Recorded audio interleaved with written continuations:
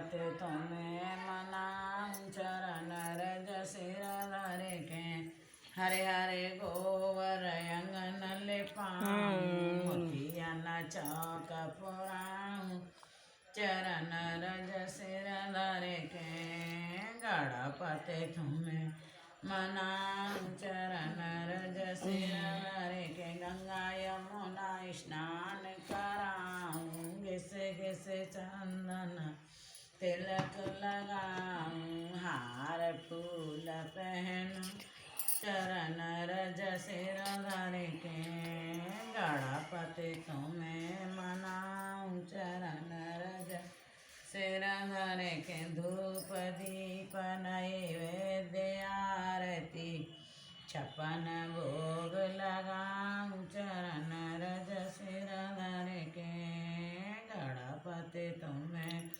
मनाऊं चरण रज सिर धर के तुलसीदास आस रघुवर की हरे के चरण चितलाऊं चरण रज सिर धर के गणपति तुम्हें मनाऊं चरण रज सिर धर के बोल गजानंद भगवान की जय जय जय श्री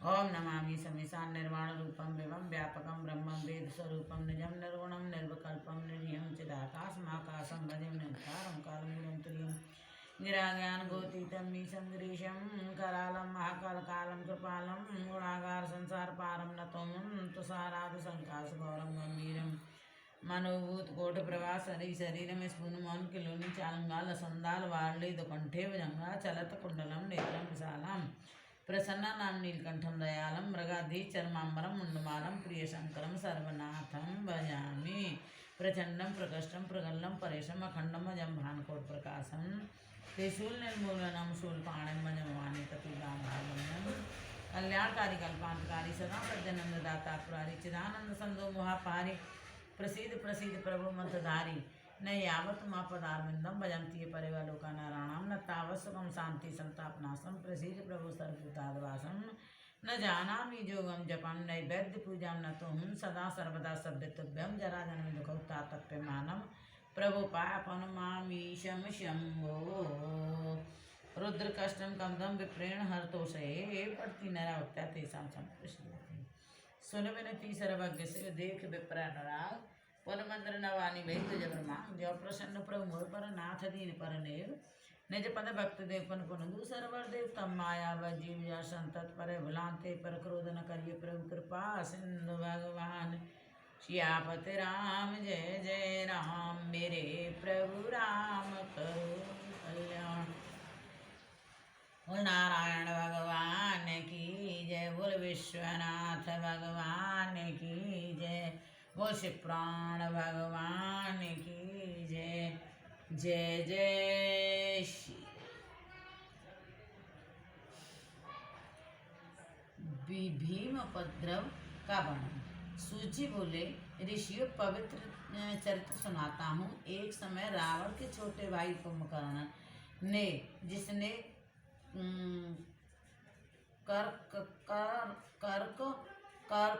कर्कटी नामक राक्षसी से भीम नामक दानव उत्पन्न किया था।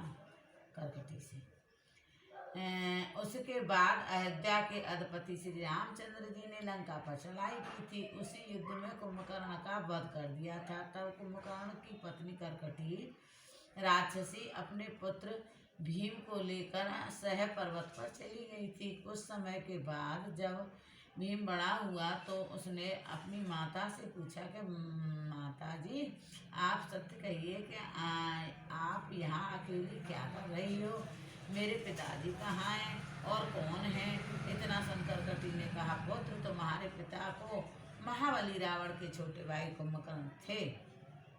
तुम्हारे पिता तो महाबली रावण के छोटे भाई कुंभकर्ण थे।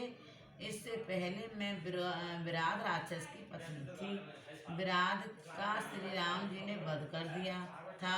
मैं अत्यंत दुखी हो गई थी। उसके बाद मैं अपने माता पिता के यहाँ चली गई थी। दुर्भाग्य ने वहाँ पर भी मेरा पीछा नहीं छोड़ा। एक दिन मेरे माता पिता अगस्त ऋषि के शिष्य को खाने के लिए आश्रम पर गए।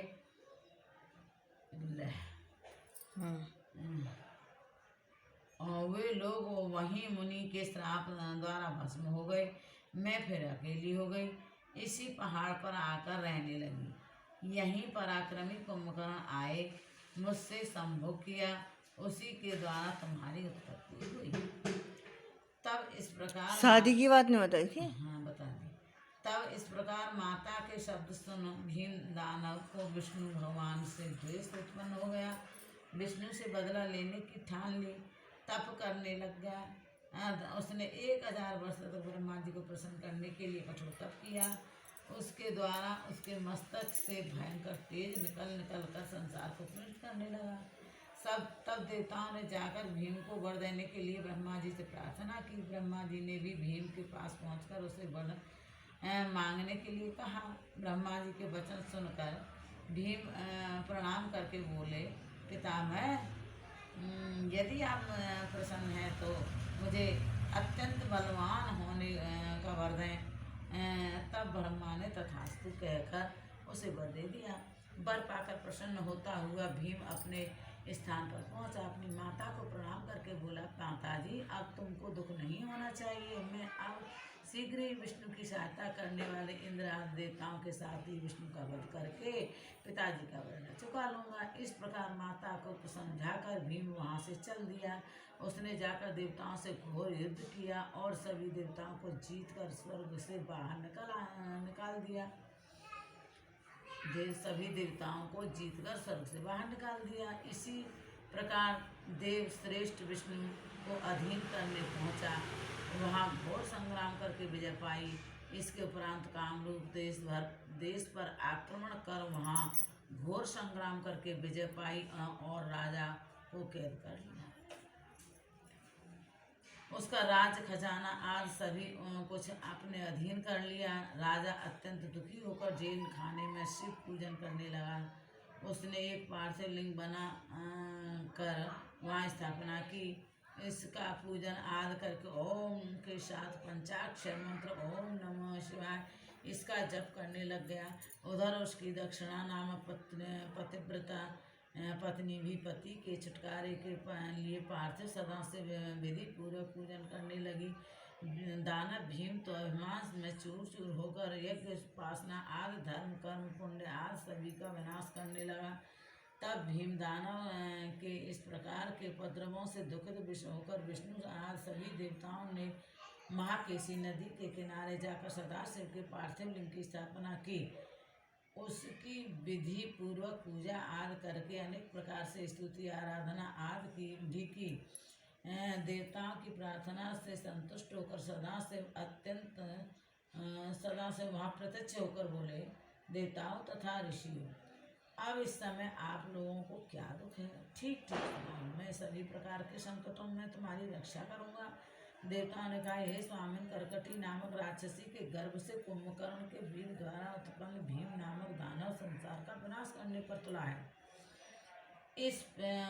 उस दुराचारी ने कठोर तप करके ब्रह्मा जी से वर पा लिया है, जिससे कि वह अभिमान में आकर नाना प्रकार के उपद्रव कर रहा है, संपूर्ण धर्म कर्म आदि का नाश करता जा रहा है। स्वामिन, शीघ्र ही उसका वध करके आप धर्म की और संसार की और हमारी रक्षा करो।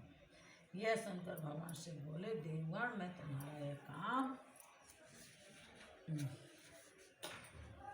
शीघ्र ही करूँगा। तुम लोग उस समय मेरे परम भक्त कामरूप देश के राजा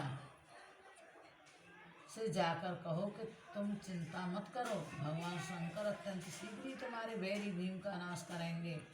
यह सुनकर शिवाज्ञा से सभी देवता कामरूप देश में गए और भगवान शंकर की आज्ञा सुनाई। वो नारायण भगवान की जय। ओम जय शिव ओंकारा, स्वामी जय शिव ओंकारा, ब्रह्मा विष्णु सदा शिव